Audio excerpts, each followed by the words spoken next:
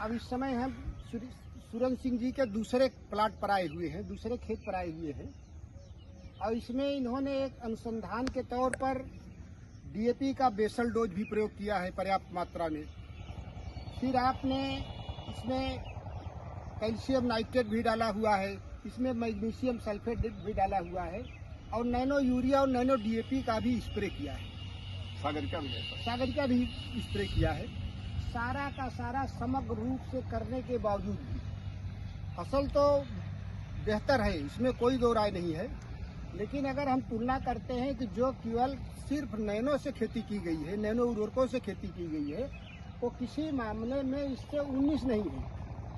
खेती की लागत को बाकी चीज़ों के डालने से बेशक बढ़ी है, लेकिन जो प्रथम दृष्टया हमको नज़र आ रहा है कि हमारी फसल जो है जो केवल नैनो से है, किसी मामले में जो है 19 नहीं है।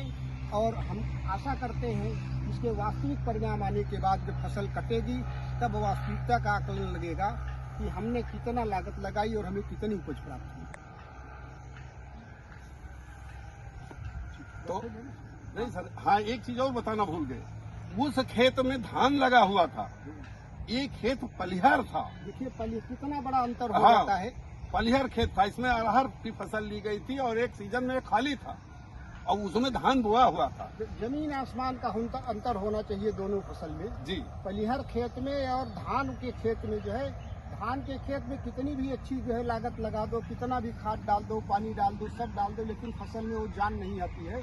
पलिहार का खेत इतना मजबूत हो जाता है, खास करके जब हम अरहर की खेती के बाद में कोई चीज बोते हैं, तमाम सारा कार्बनिक पदार्थ पत्तियों के रूप में मिलता है, बहुत सारी नाइट्रोजन का जो है स्थिरीकरण भी मिट्टी में हो जाता है।